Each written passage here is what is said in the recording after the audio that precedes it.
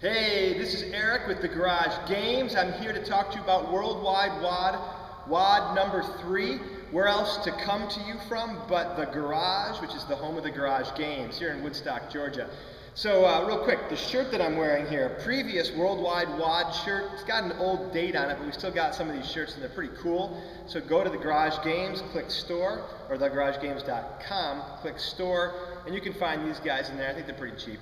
So anyways, for this year, if you want a shirt, make sure you go follow the link and buy a shirt off of WOD Life's website. And they updated the price for shipping, so now you've got a USPS option, which is $5. So it was only UPS, which was 10. So it's a better deal now. All right, in this workout, this is that pseudo chipper finale. So pseudo meaning it's almost like the chipper that we had in the CrossFit Games. And of course, we got CrossFit Games upon us right now. So it's pretty exciting. So what I want to make sure that we have here is these movements. So if we're going to take a look first, I'm going to show you what the cleans are. Simply a power clean is all we care about. So starting from the ground, making sure that we're standing fully extended and the elbows in front of the barbell. That's basically it. So as you watch me here, from the ground, elbows in front of the barbell.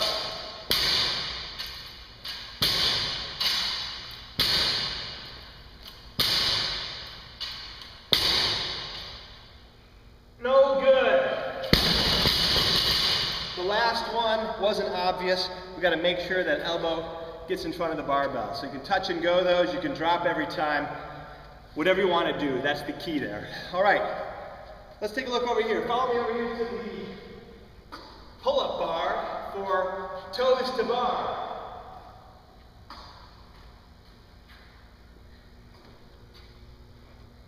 So toes to bar, we want to make sure that two things happen.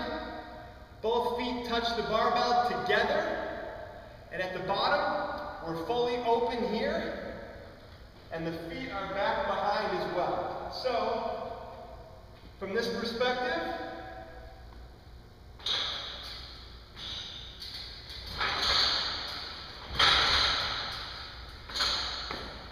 those would be good reps. Feet behind, 2 feet touch the barbell together. For the scaled or other groups, beginners, you have sit-ups. For the sit-up, we want to make sure the hands touch behind the head, and then you break the plane of perpendicular as you come forward. So 2-hand touch, break that plane. 2-hand touch, break that plane. 2-hand touch, break that plane. 2-hand touch, break that plane. No good. No good. No good. All the way through perpendicular. All the way through perpendicular. Make sure it's obvious. You got to get through the plane of perpendicular for the sit-ups. All right. For the box jumps, basically we have to have a pause at the top of the box, and at the bottom you can rebound, or you can take a break, whatever needs to be done, as long as you're pausing at the top of the box. So that means there has to be control on the box.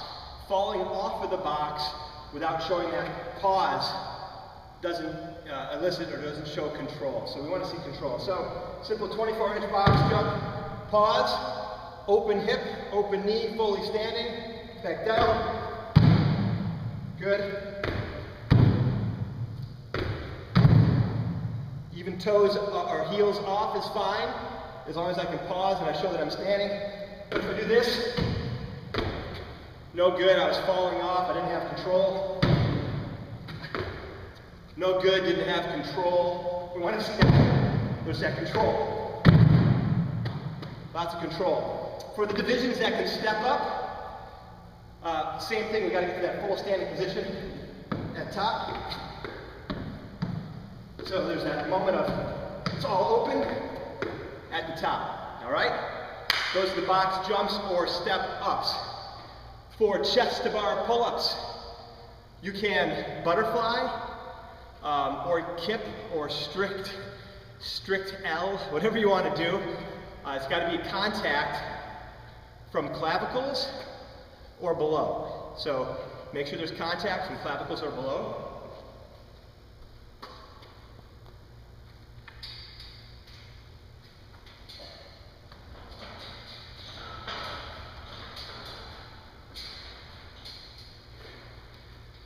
touches every time. A judge right next to that would be able to see touch, touch, touch. You could kip them. You could over, under grip. Double, under, whatever. Doesn't matter.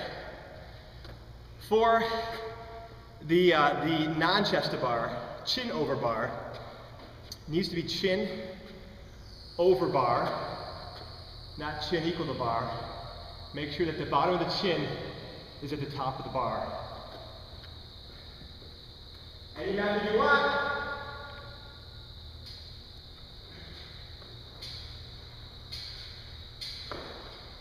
Obvious. If they get tight, just call it a no rep. There's no reason to let the reps go where that bar is right here. Chin over the bar. Jumping will be full arm extended. We don't care the height of the box as long as it's full arm extended at the bottom. So if they want a really tall box, that's fine. Just make sure that you see full squats with full extension.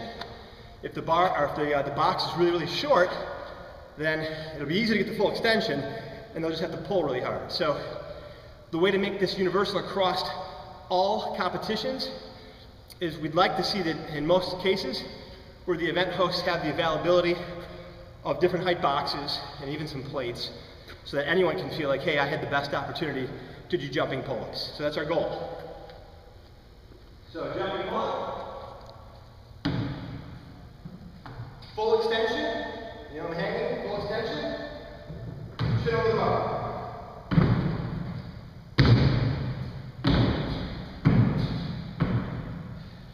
If the judge is back behind me, that athlete who's judging can see that I'm snapping fully open. You can see it, you can see the jerk on the shoulders, the elbows, fully open.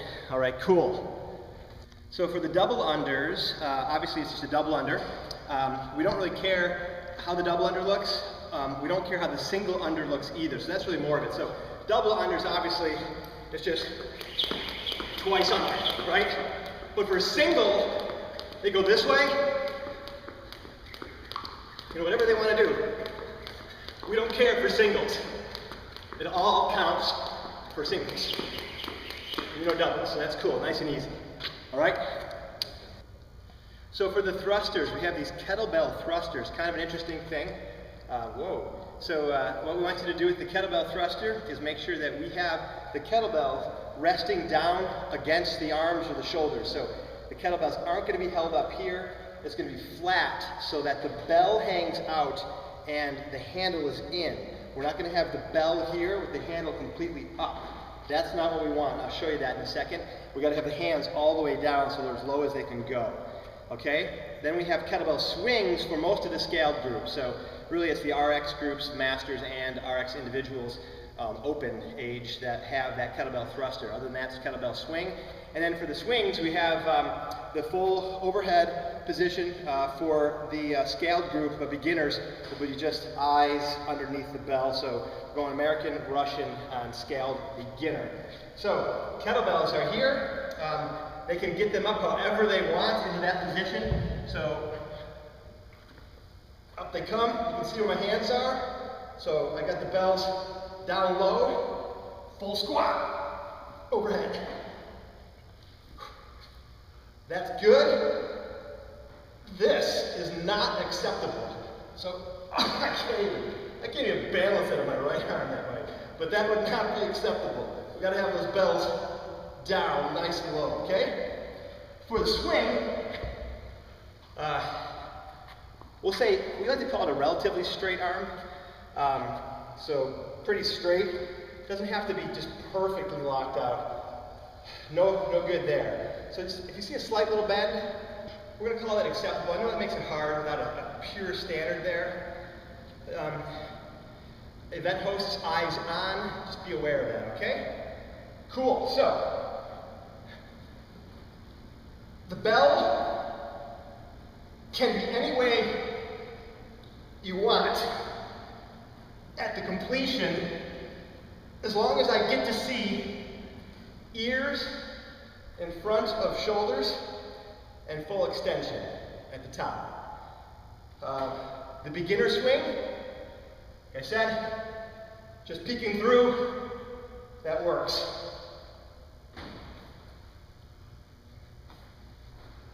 Awesome. Those are your thrusters and kettlebell swings. So for the burpees, the standard for the burpee is going to be that we get our chest to the deck. Again, same standard for the first workout. We had nipple line on the ground. Has to be all the way down. After that, we stand up and we jump onto a plate. It's a 45-pound plate for RX. It could be a 25-pound plate for scaled and beginners. Up to the event host.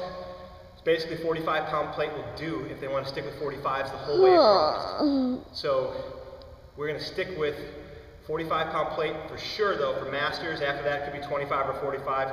That difference is insignificant really. So I'm going to go ahead, I'm going to make sure that I get my chest to the deck. I'm not going to have any of my body part over top of that plate. But I'm going to jump from 2 feet. I'm going to jump from 2 feet. I'm going to land it on 2 feet on the plate. I can go facing it, I can go lateral, I can go however I want. As long as I get my chest all the way to the deck.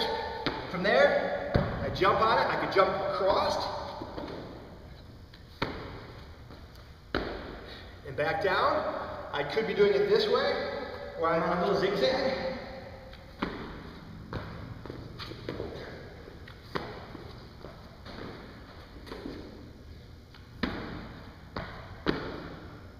Makes no difference as long as 2 feet leave, 2 feet land. All right, last thing we got then is the lunge. So for the beginner groups or for scaled groups without a plate, full standing, knee touches, back up. These aren't traveling, they're stationary. So every single time we have to come back to this position. We don't have to alternate legs. We could use the same leg over and over if we want. For every other group that has an overhead, all that matters, the plate is overhead. Not behind, no part of it tilted below, overhead for the whole plate. It can't break the plane of the top of the head. So, it's overhead.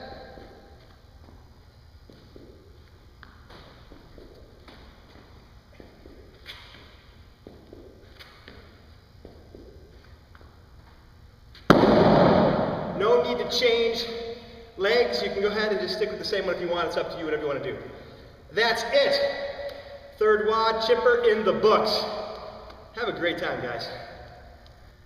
So in case you were wondering, this right here is our cameraman, my daughter, Ansley. Say hello, Ansley. Hi. All right. Hey, one thing to check really quick. Can you see my feet on the ground right here? Yeah?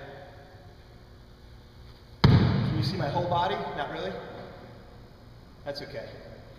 As long as you can see me from here down. Okay? I can. I can kind of see the box jump though. Let me stop it for a second.